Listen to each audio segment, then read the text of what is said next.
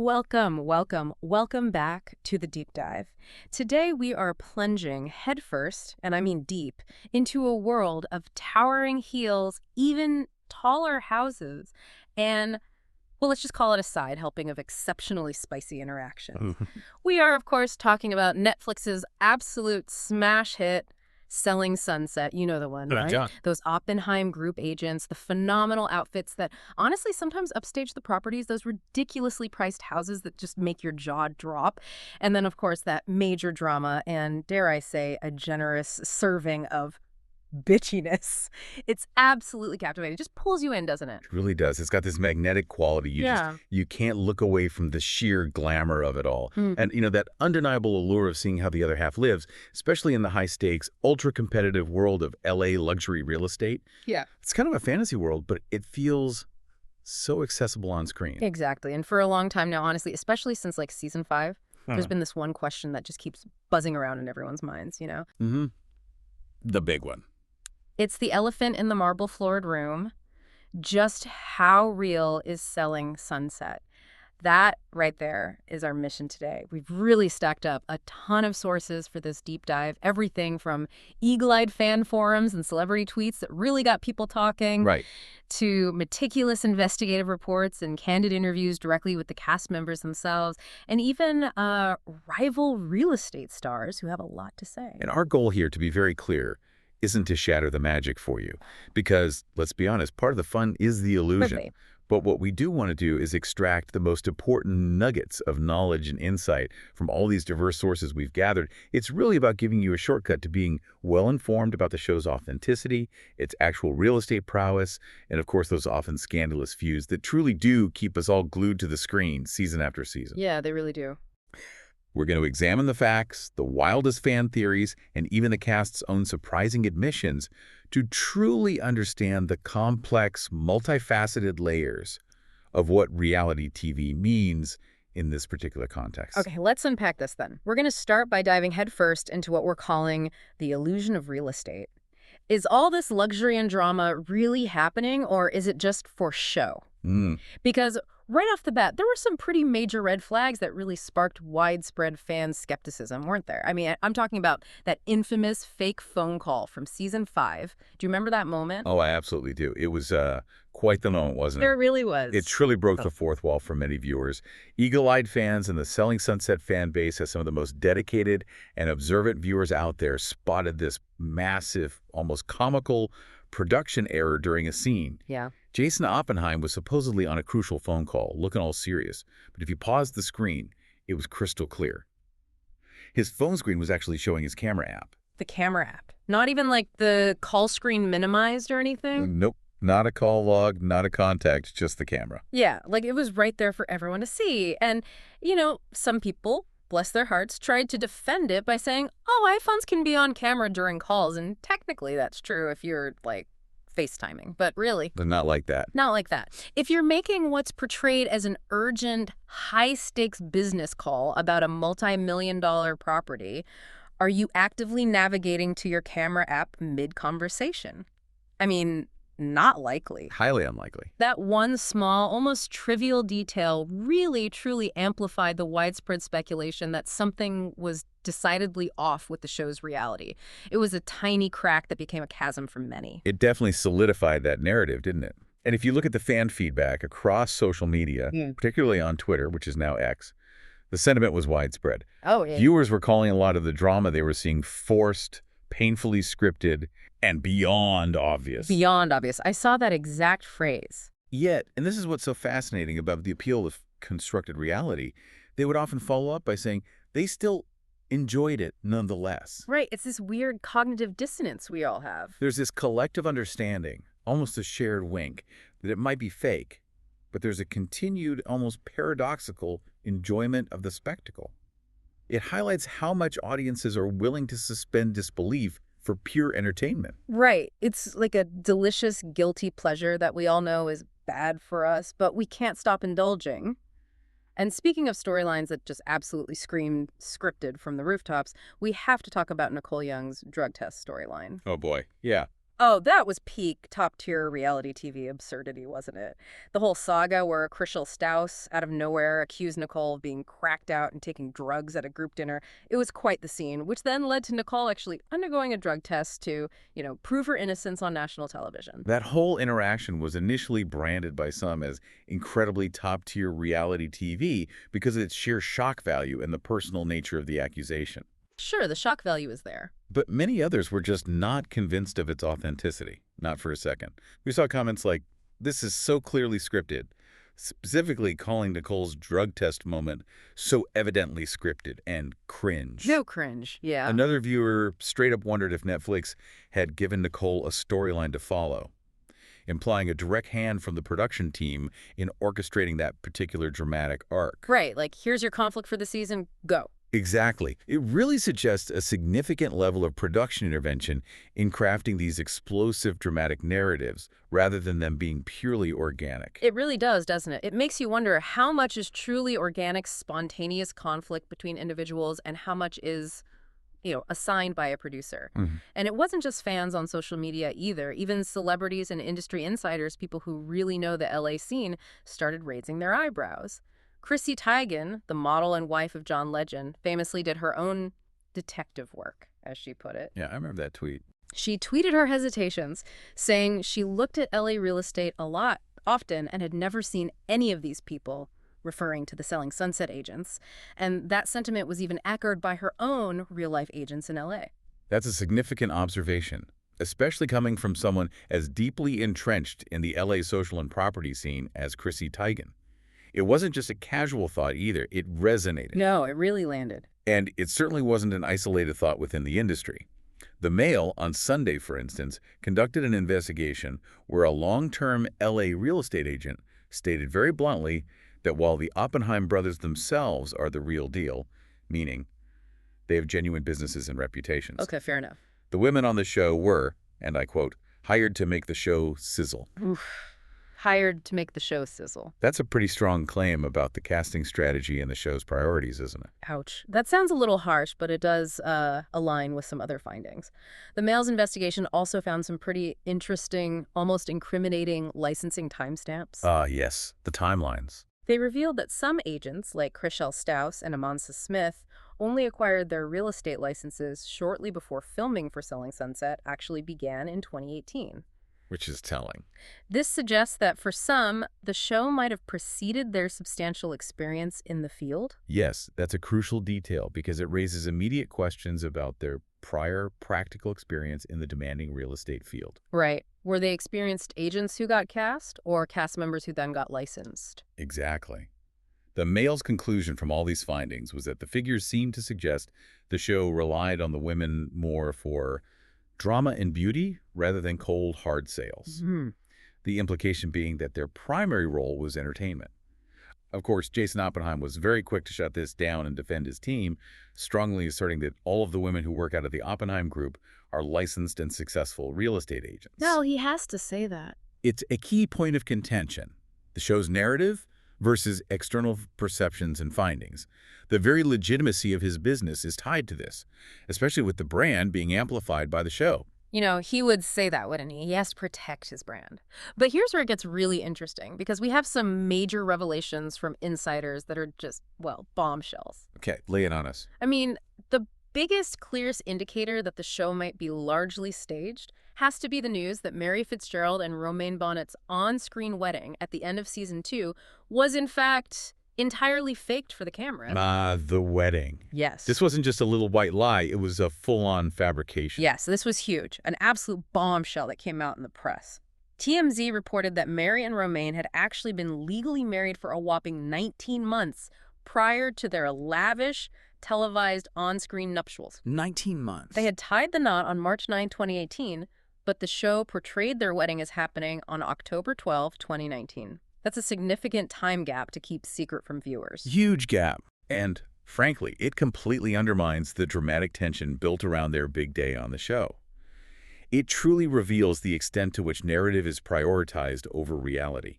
19 months. That's like almost 2 years. I mean, that's not just a quick civil ceremony. That's a serious chunk of time. Right. Not just popping down to the courthouse a week before. Exactly.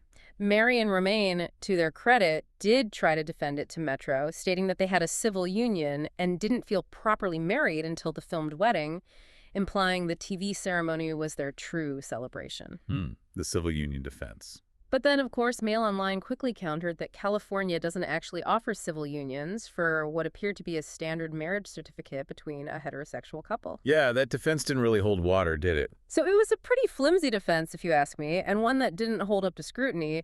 It just made the entire situation look even more suspicious. Indeed. It truly highlights how far the show might go to construct a narrative for dramatic effect, even involving such a deeply personal and significant event as a wedding. Totally.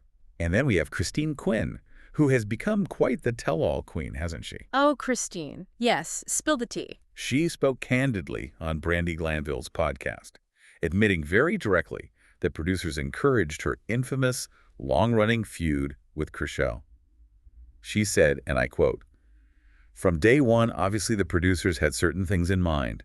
They wanted us to clash, obviously." What wanted us to clash, obviously? What? It's a remarkably blunt admission. Oh, that makes so much sense. I mean, their animosity often felt so personal and deep, sometimes almost irrational. But Christine said they were actually friendly at first. Right, she mentioned. She mentioned, we got along great, we were friends, she was at my house, we were drinking, having a good time, I was getting to know her, and then the storylines came into play. And the storylines came into play. There it is. That's a direct admission right there, isn't it? That the drama, at least some of the most iconic driving conflicts of the show, was manufactured. It wasn't just natural personality clashes, it was a deliberate narrative decision. It absolutely is, and it really shifts our understanding of the early seasons. And Christine didn't stop there with her revelations. In her memoir, she further revealed that her supposed reason for leaving the show in season 5. Yeah, the real open brokerage thing. Exactly. Which was to launch her own crypto-friendly brokerage. Real Open was entirely fabricated. No way, fabricated. Entirely. She explicitly stated, and this is quite telling, it wasn't a convenient storyline that Christine went off and started her own brokerage. That's not good TV. Ah, okay. So instead, she explains that producers got creative, as she put it, by inventing that whole dramatic Emma Hernan $5,000 bribe story where Christine supposedly tried to bribe one of Emma's clients. I remember that. That was a huge storyline, the whole Christine bribed my client thing. Massive cliffhanger. And Christine's reaction to that storyline being pitched to her, she was just completely baffled. She said, when I heard about it, I was just completely shocked. No, there was no scene where I was supposed to show up. That's cute, though. That's cute, though. Classic Christine. She just completely blew the lid off that one, didn't she? It wasn't just encouraged drama. It was outright invented plot points. It leaves very little doubt about the extent of the show's construction. And it's also worth noting, to add even more context here, that Adam DeVello, the mastermind, the creator, and executive producer behind Selling Sunset, is also the creator of The Hills. Oh, The Hills. Okay, that explains a lot. For those who might not know, The Hills is widely known as the first proper constructed reality TV show of all time back in the noughties. Right, Lauren Conrad's single tier, iconic. Exactly. For those unfamiliar, constructed reality is a genre where real individuals interact in unscripted situations. But the storyline, settings, and even some events are heavily influenced, manipulated, or outright fabricated by producers to create specific dramatic arcs and character portrayals. So he's got form. DeVello's track record certainly suggests a long history of staging, or at least heavily influencing reality for maximum entertainment purposes. It's his signature. So it's not like this is his first rodeo, right? He knows how to craft a narrative, how to pull those strings. Seems like it. And ultimately, what does this all mean for us, the viewers, the listeners? Well, if you look at TikTok comments, for example, there's widespread, almost casual knowledge that the show is mostly just acting. Yeah, it's not a secret anymore. People point out openly that houses not for sale are frequently used as elaborate rentals just for shooting scenes, creating the illusion of active listings. It's not some big hidden secret anymore. We're all kind of in on it. No, it's really not a secret. And despite all of this, despite the blatant revelations and the open acknowledgement among fans, the common sentiment among viewers is still overwhelmingly positive about the show as entertainment. Still watching. You see comments constantly like, real or not? It's highly entertaining. And my toxic trait is knowing this all along, but enjoying the show and loving the drama. I feel seen by that comment. It speaks to the incredible power of escapism, the allure of aspirational lifestyles, and just simply well-produced television, regardless of its adherence to strict reality. The audience has, in a way, signed a new contract with reality TV. We know it's not entirely real, but we enjoy the ride. Exactly. We're all in on the joke. We acknowledge the artifice. But you know what? We're still loving it. It's fascinating how that works. It really is. So that brings us seamlessly, I think, to our next critical segment. Who's actually selling? Because if it's all about the drama, if the real estate aspect is secondary, are these agents even making serious money from real estate commissions? Or are they just like TV stars now, leveraging their fame? Yeah, where does the real money come from? It seems like the lines are getting a bit blurry between being a legitimate realtor and being a full-time reality TV personality. That's a really crucial question, isn't it? And it gets to the heart of their professional identities.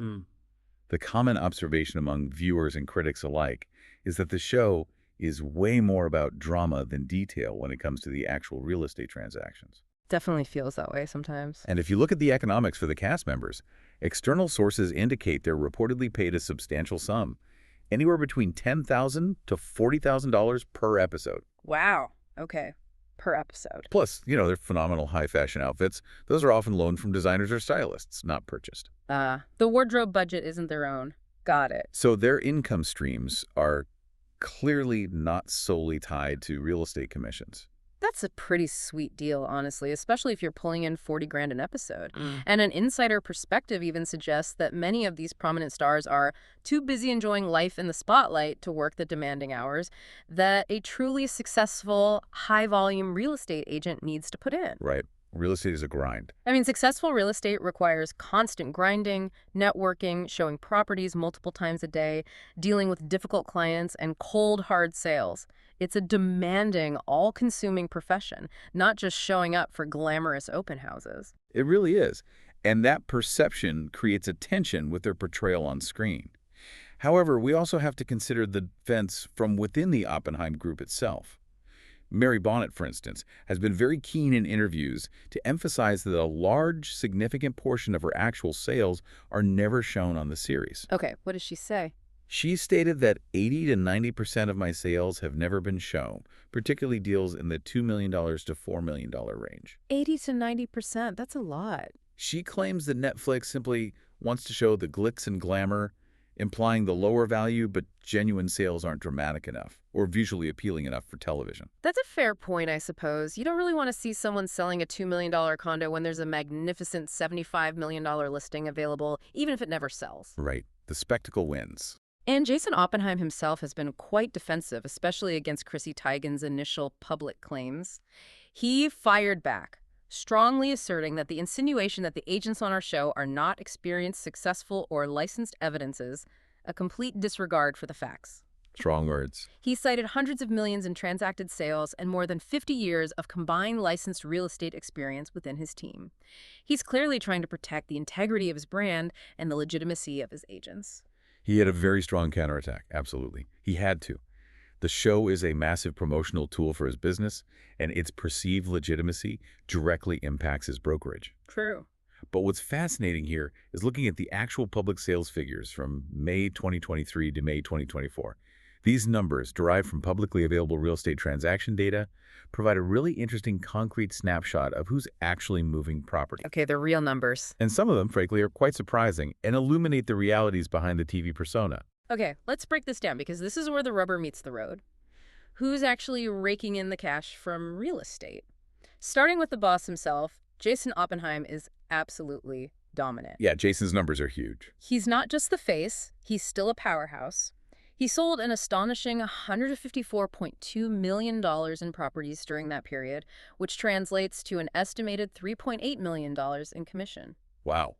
$3.8 million. That's like head and shoulders miles above everyone else on the cast.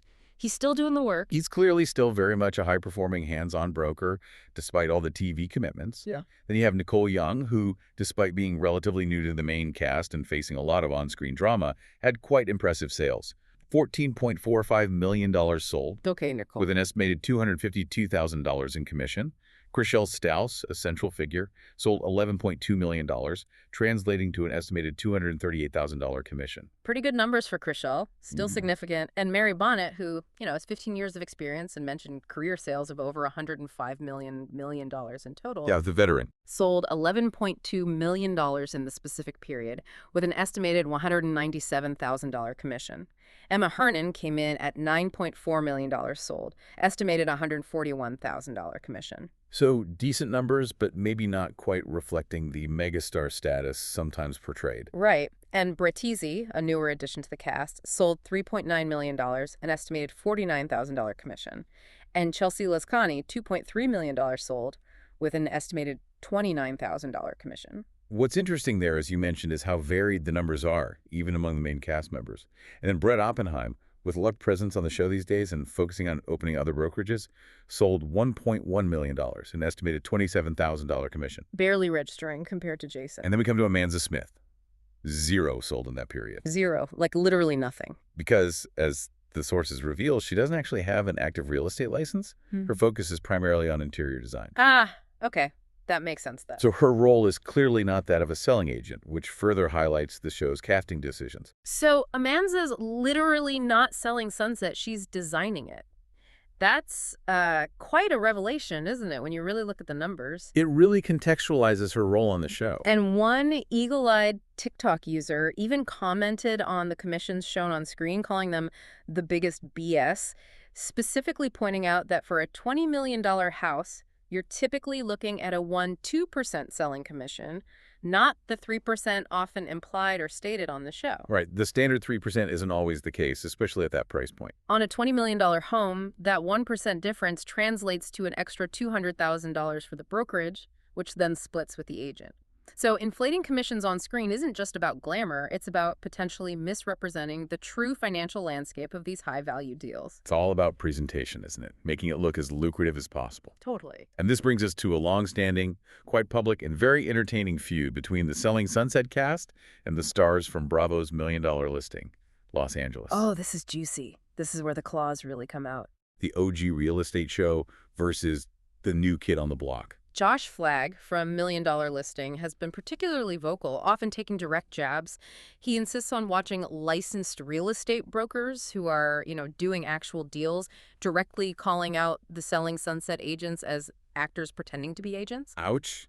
Actors pretending to be agents? Shots fired. He even promoted a YouTube video where he reviewed Selling Sunset, basically saying, if you want to watch actors, watch this. He was not holding back, was he? What's fascinating here is the clear philosophical divide between the two shows, represented by their stars. Tracy Tudor, another prominent $1 Million Listing star, echoed Flagg, observing bluntly that none of them are brokers. Just agents, not brokers. Okay. She even shared an anecdote, a rather telling one, about Christine Quinn hiring her Tracy Tudor to sell Christine's house. Wait, really? Christine hired Tracy? If true, that's a pretty pointed statement on its own about who the real deal makers are in their minds. It's a huge shade throw right there. Wow. And Josh Altman, also from $1 Million Listing, chimed in saying Selling Sunset is good entertainment, which, is a backhanded compliment if there ever was one. Good entertainment, yeah. The classic dismissal. But then added, but they're not real realtors. Well, I know they're models. Models, good grief. They're not pulling any punches, are they? They really see themselves as the elite real estate professional. They absolutely don't. And Christine Quinn, ever the provocateur and never one to shy away from controversy, hit back with her signature wit and self-awareness. What did Christine say? She famously retorted, and this sums it up perfectly, "The joke is on y'all if you think Selling Sunset was ever about real estate." Oh, there it is again. This is her essentially confirming, plain as day, that the show's entertainment-first approach is its true north, rather than it being a strict documentary on the intricacies of real estate transactions. She basically said, you got played if you thought this was serious. She absolutely said the quiet part out loud, didn't she? Just laid it all out there. But Chriselle Staus, never one to back down from a public spat, also had a comeback for Flagg's jab about her sales figures. Oh. What was Chriselle's take? She simply stated, with a shrug, real estate is one of many of my hustles. Okay. Owning it. Diversification. That suggests she's fully aware of her platform and has diversified her income streams, which frankly is pretty smart given her reality TV fame and the opportunities it creates beyond just property sales. It shows a shrewd awareness of her public persona and how she strategically leverages it. Now, moving on to segment 3, let's talk about the drama itself. This is really what we're all watching for, isn't it? To be real, yeah. Are these feuds truly real, or are they just meticulously scripted spectacles designed to keep us hooked, season after season? Because these core conflicts really, truly drive the show, don't they? They're the engine. Absolutely. The original feud, Chriselle versus Christine, was the backbone of the entire early seasons, the animosity that viewers first latched onto. The OG feud. From season 1, Christine was just relentless, calling Chriselle two-faced. She even named a signature cocktail at one of her parties Chriselle's Two-Faced Tonic, which is just some next-level petty energy. Themed cocktails based on feuds. Amazing. And she allegedly asked other agents, quite overtly, not to like Chriselle's Instagram posts. Yeah. That's some serious high school-level drama playing out on a multi-million-dollar set. It was incredibly intense to watch unfold, and as Christine later admitted, the producers absolutely encouraged this animosity. Right, they fanned the flames. So, while their initial personalities might have clashed, the fuel for that raging fire was apparently provided directly by the production team. Then, as that feud somewhat cooled, we saw Chriselle find a new nemesis in Nicole Young. Yeah, the Nicole drama exploded. And this conflict felt, in some ways, even more personal. It stemmed from Nicole accusing Chriselle of only getting listings because Jason Oppenheim, the boss, had a crush on her, implying favoritism over actual skill. And Chriselle's counter, oh, that was the bombshell, accusing Nicole of being cracked out and on drugs during a group dinner. Yeah, that escalated quickly. That was quite a shocking, unscripted feeling escalation for viewers, a moment that really made you gasp. And Chriselle later publicly declared she wouldn't work with Nicole again, especially after Nicole then accused Emma Hernan of having an affair with a married man. Oh, the Emma Affairs storyline. It just spiraled into this deep, messy rabbit hole of accusation and counter-accusation. Indeed. And the drama, frankly, extends to other new cast members and their dynamics. Take Bray Teasy and Chelsea Lascani, for example. Bray and Chelsea. Chelsea started by questioning Bray's unconventional home life, specifically her situation with Nick Cannon, which then escalated significantly when Bray brought up cheating rumors about Chelsea's husband, Jeff Lascani, publicly on screen. Whoa, bringing the husband into it. Chelsea then, of course, accused Bray of having set up that entire confrontation for on-screen drama. It really becomes this cyclical nature of accusation and counter-accusation, where it's hard to tell where the reality ends and the storyline begins. It's like a never-ending cycle of he said, she said, playing out on screen, all for our entertainment. And then there's Nicole versus Emma, specifically regarding Nicole's insinuation about Emma having an affair with a married man in season 8. Right, she doubled down on that one. Nicole actually doubled down on that rumor after facing backlash, even claiming Emma was confronted off-screen by the wife's best friend. It just keeps getting messier, and it all feels so tailored for the cameras, doesn't it? It absolutely does. It suggests a very deliberate choice to pursue certain storylines for maximum dramatic impact and viewer engagement. Beyond these core two-person feuds, we also see really fascinating inner office dynamics and shifting alliances that fuel the drama. Yeah, the group dynamics are key. Mary and Christine, who started as incredibly close best friends, had a massive heartbreaking breakdown of their friendship. This included Mary growing closer to Chriselle, Christine famously not being invited to Mary's real bachelorette party, which was a huge snub. Oh, that was a big one, the bachelorette snub. That felt so personal. Right. And then Mary accusing Christine of lying about pregnancy support, culminating in that unforgettable shouting match at Heather Ray Young's open house, where Mary, just completely fed up, called Christine a fucking idiot. That was raw. That was a full-blown, raw, verbal brawl that felt incredibly real in the moment. It was. It definitely had a visceral impact. And Davina Patratz, she's had her own unique share of controversies, hasn't she? Oh, Davina. Where to start? Her conflict with Jason over that overpriced $75 million listing. The infamous $75 million listing. Which Jason flat out didn't want his brokerage to be associated with, but Davina took on anyway. And to Jason's point, it still hadn't sold by season 8. Still hasn't sold, last I checked. Then there was her infamous snarky comment about Mary's moissanite engagement ring, which, you know, was a massive faux pas and got her uninvited to the wedding. Yeah, you really don't mess with Mary's ring. That was a huge no-no. Definitely not. And perhaps one of the most polarizing Davina moments for viewers was during Chrishell's very public, very painful divorce from Justin Hurtley. Oh, that was uncomfortable. Davina controversially stated that everyone has their own side, implying Justin's perspective, which caused Chrishell to just, get up and leave the conversation. Yeah. It was a really uncomfortable, tense moment that made Davina a lightning rod for criticism from fans. It certainly was. It highlighted Davina's tendency to perhaps be a bit too direct, or as some saw it, insensitive in situations that required more empathy. Yeah, read the room, Davina. And it's not just internal office drama. These conflicts have often spilled over into external arenas too, making headlines beyond the show itself. Right, it bleeds out. We revisited the cast's initial conflict with Chrissy Teigen, for instance, where Heather responded to Chrissy's skepticism about their credentials by implying Chrissy had been hiding under a rock and was simply unaware of their massive success. Ha, hiding under a rock. A bit defensive there, Heather. And Mary admitted Chrissy's comment hurt my feelings. Yeah. So it wasn't just like brush it off. It genuinely affected them. Yeah, it stung. And then Heather and her husband, Tarek El Moussa from HGTV, had their own very public feud with Christine. Oh, yeah, the Spidey comment. Christine compared Heather and Tarek to Spidey from The Hills, which, for those who know The Hills, is just not a compliment.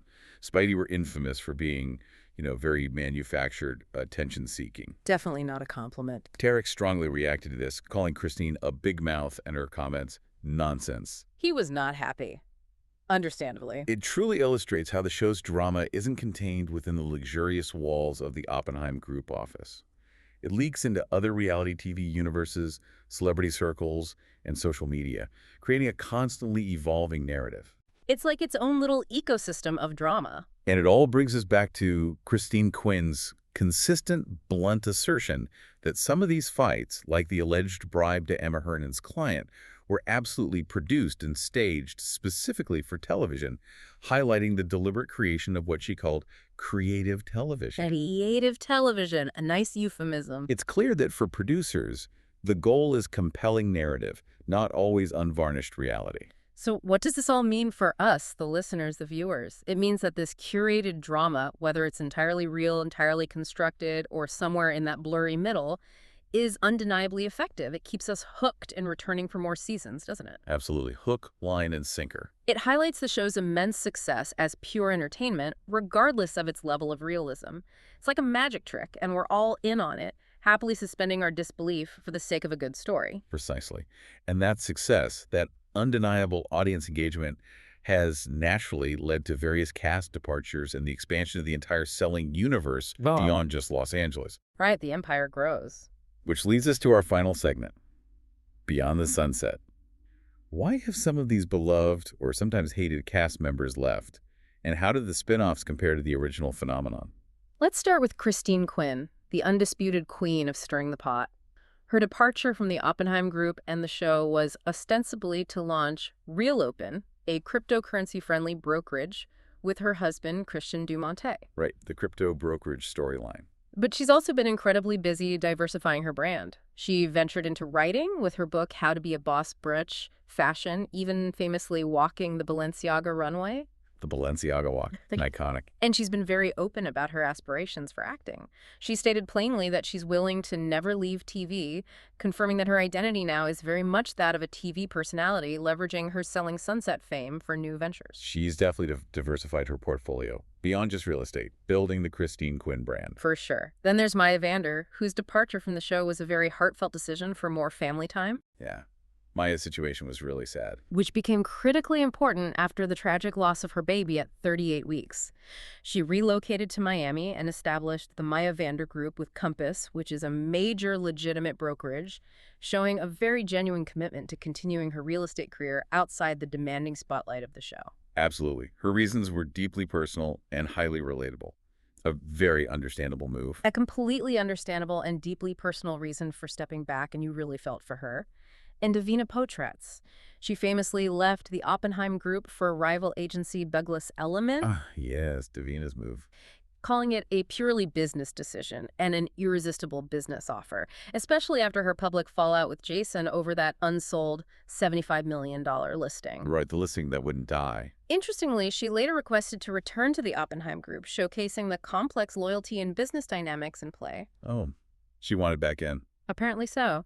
And for good measure, she's even been guest starring in a German real estate show, so her TV career certainly hasn't ended. So her career trajectory has been a bit more, shall we say, fluid, moving between opportunities, trying different things. Definitely seems that way. Vanessa Villela also departed, citing a feeling of being the new girl in school at the Oppenheim group and a desire for a different environment. Yeah, she never seemed to fully mesh, did she? She moved to the agency, which is Mauricio Umansky's firm, Kyle Richards' ex-husband, for those who watch Real Housewives of Beverly Hills, emphasizing her commitment to a thriving real estate career and her marriage. So still in real estate, just a different, maybe less intense TV-adjacent firm. She described her departure from the show as a mutual decision with definitely no hard feelings, suggesting an amicable split. You know, it's interesting, the agency is also featured on Netflix's Buying Beverly Hills, so she didn't exactly leave the Netflix reality universe entirely, just a different corner of it. Staying in the family, sort of. And Brett Oppenheim, Jason's twin brother, departed from the main Oppenheim group in season 3 to establish his own brokerage and provide masterclasses, leaning into his expertise. Right, Brett went solo.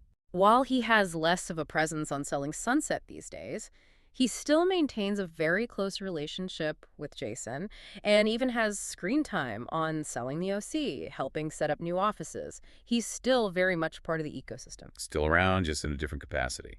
And speaking of Selling the OC, Tyler Stanaland, a prominent figure from that spinoff, also departed. Oh, Tyler left OC. He moved to Douglas Elliman to join his father and brother, stating it was for unparalleled reach in the real estate market by being part of a multi-generational team. Okay, joining the family business. Makes sense. These movements truly highlight that for many, these shows are not necessarily the sole career path, but rather a powerful platform to elevate their personal brand and leverage that fame for other, perhaps more traditional real estate ventures or other business opportunities. Exactly. They're leveraging that fame for sure. It's a launch pad. So how does the broader Selling universe compare? We've got Selling Sunset, Selling the OC, and now Selling the City. What's the verdict on the new kids on the block from the audience's perspective? Are they delivering the same kind of magic? Well, it's mixed, you know. On Reddit, there's a strong and quite vocal sentiment that the Selling the City cast are more professional, less like high school girls playing pretend. Ouch. And amusingly, they dress appropriately for actual business settings. Less clubwear in the office. Apparently so. Users noted they exhibit better conflict management with real communication leading to resolution, which is quite a contrast to the dramatic shouting matches and slammed doors we often see on Sunset. More grown-up, maybe? It suggests an audience hunger for more grounded reality, perhaps. So more substance, less petty drama. People are saying Selling the City shows more actual listings and not just Jason's properties or the occasional multi-million-dollar mansion. Yeah, a broader range of properties, apparently. And the drama, supposedly, stems more from business, things like unprofessionalism, agents poaching clients, or ethical dilemmas within the industry rather than the petty drama that Selling Sunset is widely known for. It sounds like a different flavor of reality TV altogether. That's the perception, at least from a segment of the audience seeking a more authentic, real estate-focused show. However, there are contrasting opinions, and it's not universally praised. Okay. What's the downside? Some viewers find Selling the City to be a bore fest or a vast downgrade compared to the sheer entertainment value and escapism of Selling Sunset. Right. Maybe too real, not enough crazy. It seems the high-octane manufactured drama, even if produced, is what many viewers ultimately crave and find more captivating. They miss the bitchiness. You miss the tonic. And what about Selling the OC? How's that one faring? The Reddit sentiment there suggests it's still trying to figure out how to have storylines and has been pretty much nothingness compared to its sister show. Oof. Nothingness. That's harsh. It implies that Netflix isn't planning storylines for it as thoroughly or perhaps as successfully as they do for other established reality franchises, including, arguably, Selling Sunset. It's almost like they're struggling to find their narrative footing. Maybe the magic isn't so easy to replicate. That's a critical observation. It truly speaks to the deliberate hand of production in shaping these reality narratives. It's not enough to just put pretty people in pretty houses.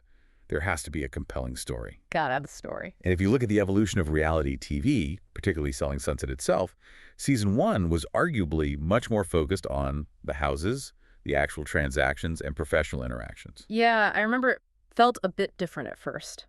Over time, there's been a clear, undeniable shift towards more manufactured drama, likely driven by audience engagement metrics, and the desire to keep viewers hooked with escalating conflicts. That makes perfect sense, doesn't it? If the drama gets the views, if the drama creates the buzz, then the drama is what you're going to get more of.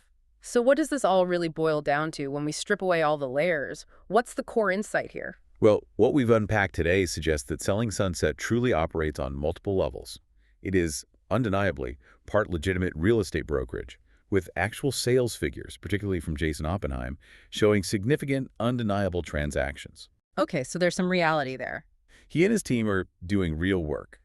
But it's also, very clearly, part carefully constructed entertainment.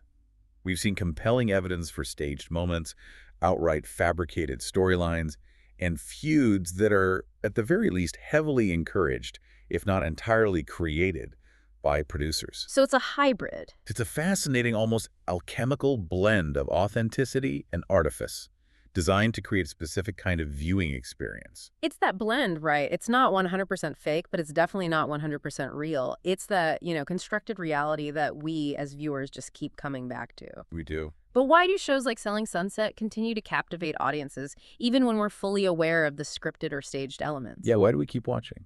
It's the sheer glitz and glamour, the aspirational lifestyle it showcases, the ridiculously dramatic interpersonal conflicts that unfold. Viewers crave that escapism and, frankly, a lot of fun, the sheer entertainment of it all. And that's the core of it, isn't it? It serves its purpose as compelling entertainment, providing that escape and voyeuristic pleasure. Mm-hmm. So as we wrap up this deep dive into the world of Selling Sunset, I want to leave you with a provocative thought to ponder.